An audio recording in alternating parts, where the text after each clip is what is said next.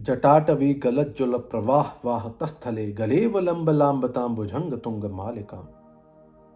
श्री शिव तांडव स्तोत्रम एक ऐसा स्तोत्र है जो भी इसे पढ़ता है, याद करता है और सुनता है, वह सदैव के लिए पवित्र हो जाता है और महान गुरु शिव की भक्ति को पाता है। इस भक्ति के लिए कोई भी और दूसरा मार्ग या उपाय नहीं है, बस शिव का विचार ही हर प्रकार के भ्रम को दूर कर देता है। शिव तांडव स्तोत्रम भगवान शिव के महान भक्त रावण के द्वारा रचित है, जिसके बारे में अनेक प्रकार की कहानियां भी प्रचलित हैं। एक भक्त को महान नहीं होना चाहिए, लेकिन रावण ही एक ऐसा भक्त था जो बहुत ही महान था। वह दक्षिण दिशा से लंबी दूरी तय कर कैलाश पर्वत पर आया और वो शिव की प्रशंसा में स्तुति गान करने लगा। उसके पास एक अद्भुत तरह का ड्रम था, जिसकी ताल पर उसने तुरंत ही 1008 छंदों की रचना कर डाली, जिसे हम शिव तांडव स्तोत्र के नाम से जानते हैं। उसके संगीत को सुनकर भगवान शिव भी अत्यधिक आनंदित और मोहित हो गए। रावण गाता जा रहा था और गाने के साथ साथ उसने दक्षिण की ओर से कैलाश पर्वत के ऊपर चढ़ना शुरू किया। जब रावण लगभग ऊपर तक आ गया और शिव उसके संगीत में इतने मंत्रमुग्ध थे, तो पार्वती माता ने देखा कि कोई व्यक्ति जो है वो कैलाश पर्वत के ऊपर आ रहा है। अब ऊपर शिखर पर केवल 2 ही लोगों के लिए जगह है। तो पार्वती जी ने शिव को उनके हर्षोल्लास से बाहर लाने की अत्यधिक कोशिश की और वे बोली, कोई व्यक्ति है जो कि हमारे बिल्कुल ही ऊपर आ गया है। अब ऊपर शिखर कर केवल 2 ही व्यक्ति रह सकते हैं। तो पार्वती जी ने शिव को बार बार बुलाना चाहा, उनको बुलाने की कोशिश करी। तो पार्वती जी अंत में ये बोलकर चुप हो गई कि कोई व्यक्ति बिल्कुल ही ऊपर आ गया है। लेकिन शिव भी अभी भी उसी संगीत और काव्य की मस्ती में लीन थे। आखिरकार पार्वती उनको संगीत के रोमांच से बाहर लाने में सफल हुई। अब रावण शिखर पर पहुंचा तो शिव ने उसे अपने पैर से धक्का मारकर नीचे गिरा दिया। रावण कैलाश के दक्षिण मुखी से फिसलते हुए नीचे की ओर गिरा। ऐसा कहा जाता है कि उसका ड्रम उसके पीछे पीछे घसीटता हुआ जा रहा था। जैसे ही रावण नीचे गिरता जा रहा था, उसका ड्रम उस पर्वत से नीचे की तरफ एक धारा को खींचता हुआ जा रहा था, एक रेखा को खींचता हुआ जा रहा था। अगर आप बीच में से ऊपर से नीचे की तरफ आता हुआ एक निशान देखेंगे, ये वही निशान है कि जो रावण के उस ड्रम की वजह से पड़ा है। जय श्री महाकाल दर्शकों, आप सभी का स्वागत है आपके अपने चैनल दिव्य ज्योति यात्रा में। उम्मीद करता हूँ सब कुशल से होंगे और प्रभु का सिमरन करते होंगे। आप सभी को, आपके परिवारजन को नव वर्ष की हार्दिक शुभकामनाएं। भगवान भोलेनाथ से यही प्रार्थना है कि सबके लिए ये नव वर्ष मंगलमय हो, सबके लिए खुशियों के भंडार लेके आए। जैसे कि आप सबको ज्ञात है, हम अपने इस चैनल के माध्यम से अलग अलग वेदों के अध्याय पढ़ के सुनाते हैं। अभी हमने श्री शिव महापुराण का आगमन किया है, जिसमें हमने रुद्र संहिता के द्वितीय खंड के 27 अध्याय पूरे पढ़ लिए हैं। तो जो भी दर्शक हमारे साथ नए जुड़े हैं, वो हमारे इस चैनल में पुरानी वीडियो को देखकर उन सभी अध्यायों को सुन सकते हैं। अन्यथा हमारे फेसबुक चैनल और इंस्टाग्राम चैनल दिव्य ज्योति यात्रा में हमें ज्वाइन करके उसको सुन सकते हैं। तो चलिए चलते हैं हमारे अगले अध्याय की तरफ। तो आज के अध्याय में हमें यह ज्ञात होगा कि दक्ष का यज्ञ का समाचार पाकर सती का शिव से वहां चलने के लिए कैसे अनुरोध किया। दक्ष के विद्रोह को जानकर भगवान शिव की आज्ञा से देवी सती के पिता के यज्ञ मंडल की ओर शिव गणों के साथ कैसे प्रस्थान किया।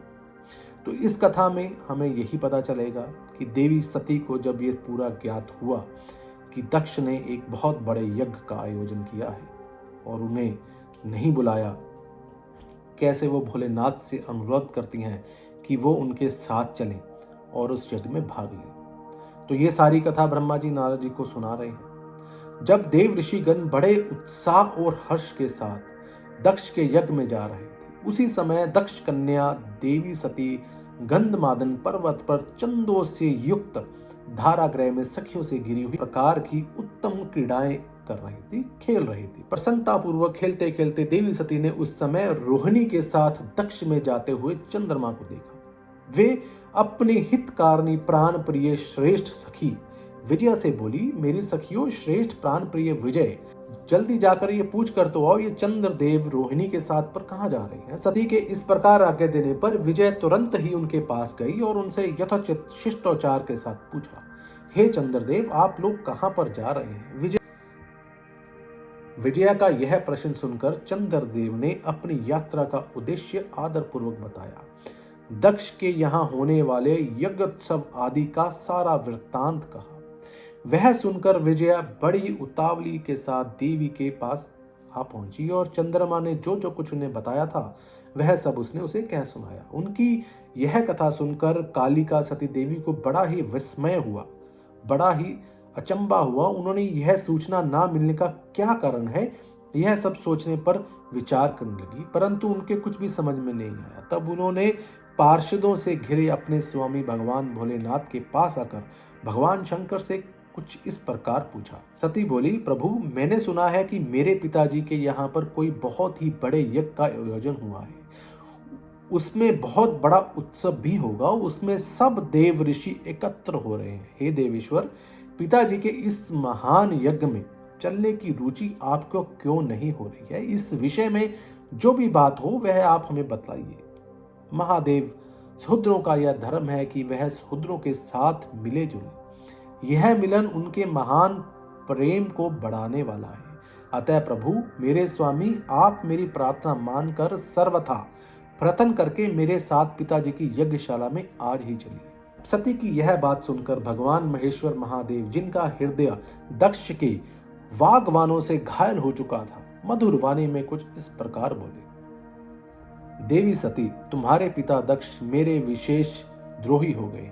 जो प्रमुख देवता और ऋषि अभिमानी, मूढ़ और ज्ञान शून्य हैं, वे ही सब तुम्हारे पिता के यज्ञ में गए हैं। जो लोग बिना बुलाए दूसरे के घर में जाते हैं वह अनादर पाते हैं, जो मृत्यु से भी बढ़कर कष्टदायक होता है। अतः प्रिय, तुमको और मुझको तो विशेष रूप से दक्ष के यज्ञ में कदापि नहीं जाना चाहिए, क्योंकि वहां पर हमें बुलाया भी नहीं गया है। यह मैंने सच्ची बात कही है। महात्मा महेश्वर के ऐसे कहने पर सती रोष पूर्वक बोलती है, हे शंभु, आप सबके ईश्वर हैं, जिनके जाने से यज्ञ सफल होता है, उन्हीं आपको मेरे दुष्ट पिता ने इस समय आमंत्रित नहीं किया। हे प्रभु, दुरात्मा का अभिप्राय क्या है वह सब मैं जानना चाहती हूँ, और साथ ही वहां पर आए हुए संपूर्ण दुरात्माओं देव ऋषियों के मनोभाव का भी मैं पता लगाना चाहती हूँ। अतः प्रभु, मैं आज ही पिता के यज्ञ में जाती हूँ। हे नाथ, हे महेश्वर, आप मुझे वहां पर जाने की आज्ञा दीजिए। देवी सती ऐसा कहने पर सर्वज्ञ, सर्वदृष्टा, सृष्टिकर्ता एवं कल्याण स्वरूप साक्षात भगवान रुद्र उनसे कुछ इस प्रकार बोलते हैं। शिव ने कहा कि उत्तम व्रत का पालन करने वाली देवी, यदि इस प्रकार तुम्हारी रुचि वहां अवश्य जाने के लिए हो गई हो तो मेरी आज्ञा से तुम शीघ्र ही अपने पिता के यज्ञ में जाओ।